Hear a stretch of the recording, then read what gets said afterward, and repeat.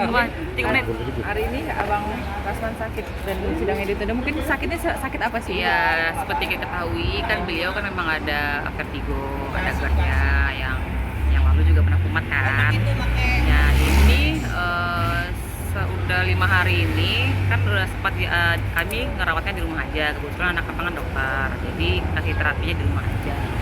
Tapi sepertinya kurang membaik gitu kan, makanya kita rujuklah ke rumah sakit. Nah, kenapa kita rujuk ke rumah sakit? Oh ya, karena kan sebelumnya kan hakim kan minta rumah sakit umum, yang sebelumnya kan rumah sakit swasta, hakim kan minta sakit umum. Ya udah kita ke rumah sakit. Pokoknya yang disarankan yang lalu itu pihak JDU kan, ya udah kita ke sana.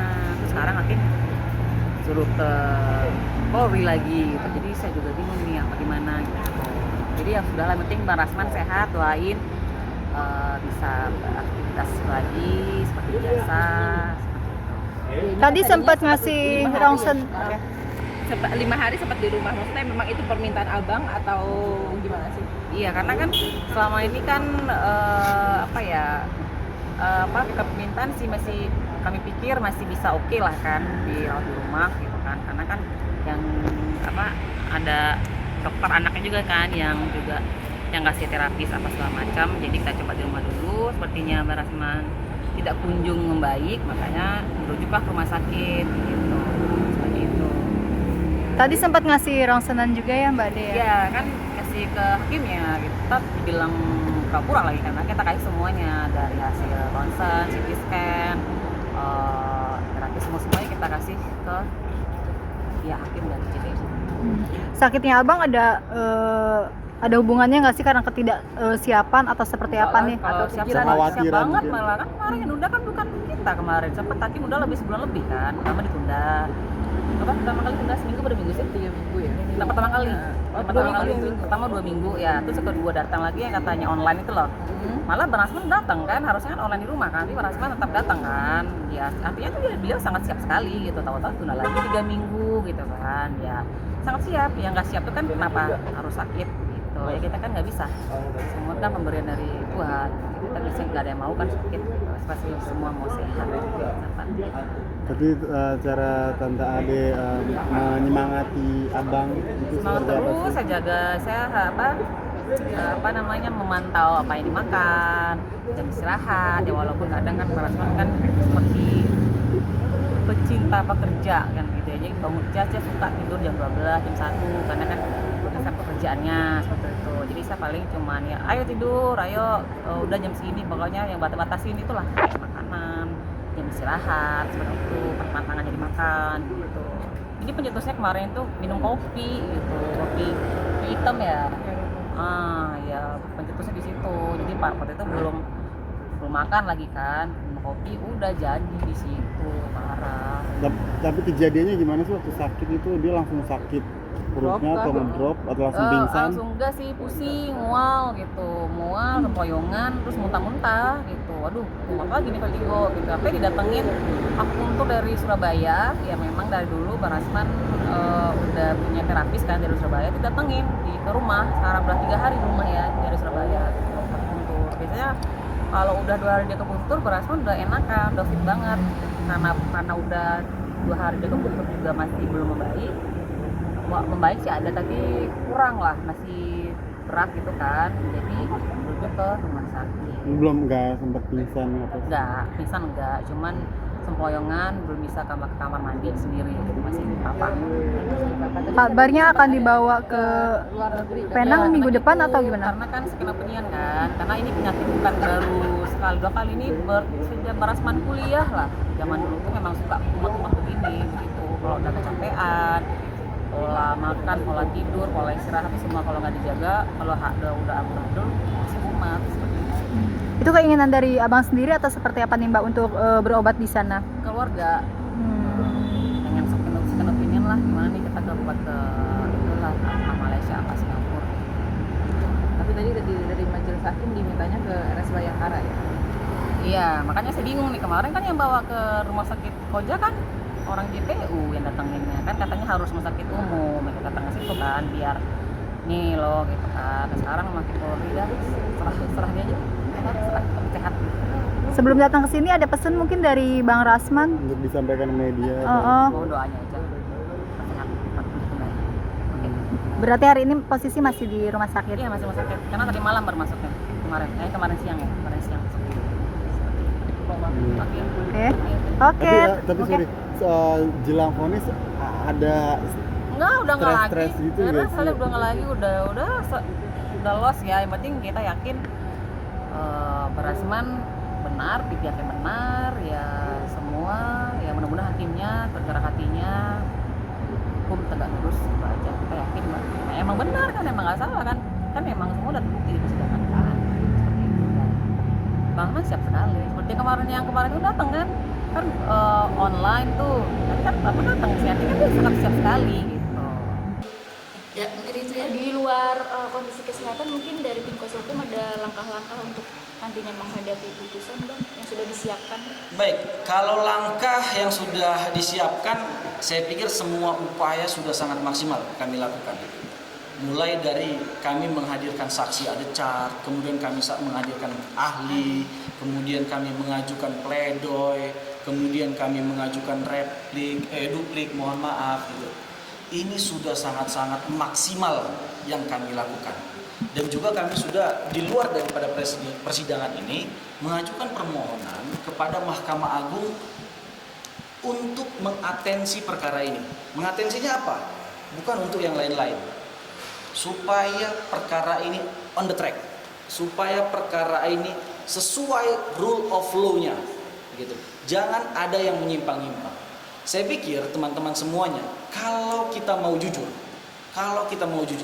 di persidangan itu ada beberapa hal yang sudah terfaktakan dan tidak bisa dibantah oleh siapapun, baik jaksa penuntut umum, bahkan hakim sekalipun nggak mungkin beralih dari pertimbangan ini. Yang pertama, fakta bahwa benar Pak Rasman adalah kuasa hukum dari Iklim Hakim.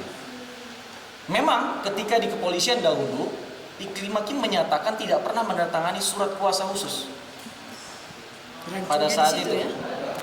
Kemudian kami melaporkan Iklima atas dasar keterangan palsu di Polda Metro Jaya. Ini berproses. Alhamdulillah, Iklim Hakim di persidangan mengakui bahwa surat kuasa benar dia tandatangani. Nah, ini adalah fakta untuk membuktikan bahwa Pak Rasman adalah seorang advokat pada masa itu. Pada masa perbuatan yang didakwakan, Pak Rasman sedang menjalankan kuasa.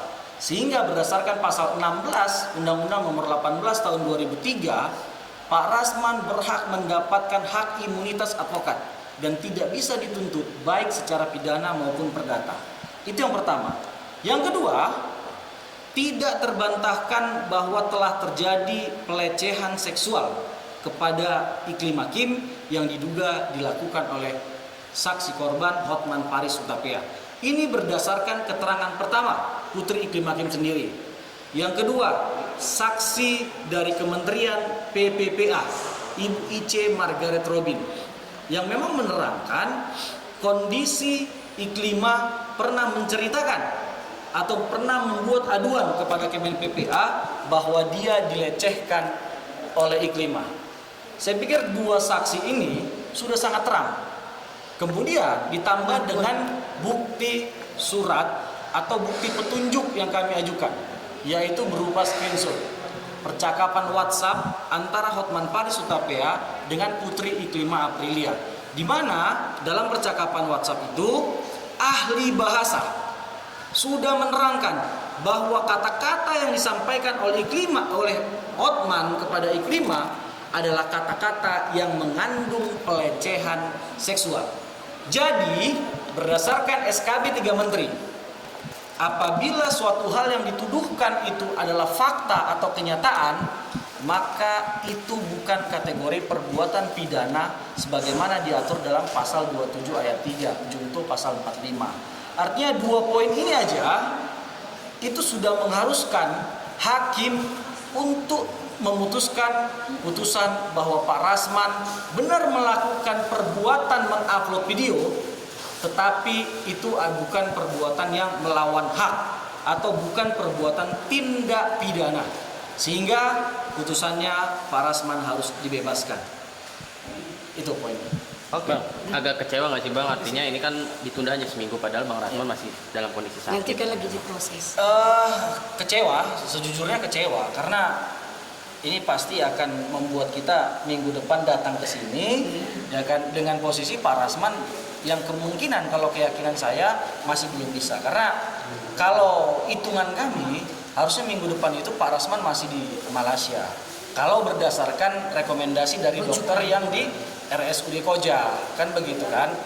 Kalau seandainya dipaksakan orang lagi berobat, kemudian dari Malaysia harus dipulangkan untuk bersidang ke sini, sementara ini persidangan, ini perkara bukanlah perkara yang sangat urgent sekali, sangat berbahaya sekali, bukan pembunuhan, bukan makar, bukan korupsi yang merugikan keuangan negara gitu loh kan. Ini hanya, kalau Pak Rasman selalu bilang hanya perkara sepetak sawah yang digarap orang lain, kemudian Pak Rasman dimintai untuk tanggung jawab. Kan begitu kan?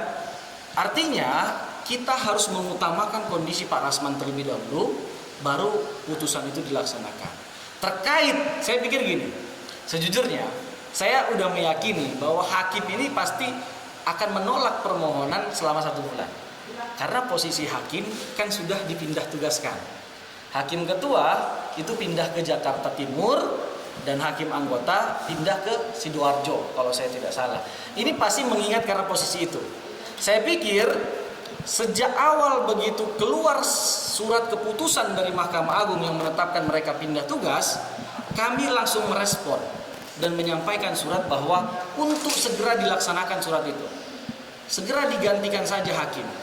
Karena memang dari awal keyakinan kami hakimnya nggak netral kan Tapi begitu. pernah hakim menyatakan sudah pindah ke tempat yang baru. Nah, hakimnya sudah pindah, kembali lagi kan gitu. Artinya memang mereka yang mau berlama-lama di Jakarta Utara. Ya udah, Seolah-olah perkara yang ini memang harus mereka pegang. Ini perkara yang ulet seolah-olah.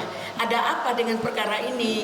Jadi kita juga ada negatif thinking dong. Boleh dong kita berpikir yang tidak-tidak ya kan? karena kok memaksakan kehendak gitu. Udah dipindah secara institusi, masih ngotot, masih ikut sidang di sini. Sampai detik ini dipaksakan diganti hari segala macam. Bahkan kami dipaksa harus datang cepat. Dia mau semaunya dia. Kami masih saat ini masih tunduk dan patuh kepada aturan yang ada. Mudah-mudahan dengan etika kami, mereka punya pemikiran yang luar biasa buat kita dalam persidangan ini, memberikan kebebasan buat Bang Rasman. Terima kasih. Oke. Thank you. Terima kasih Bang. Terima kasih.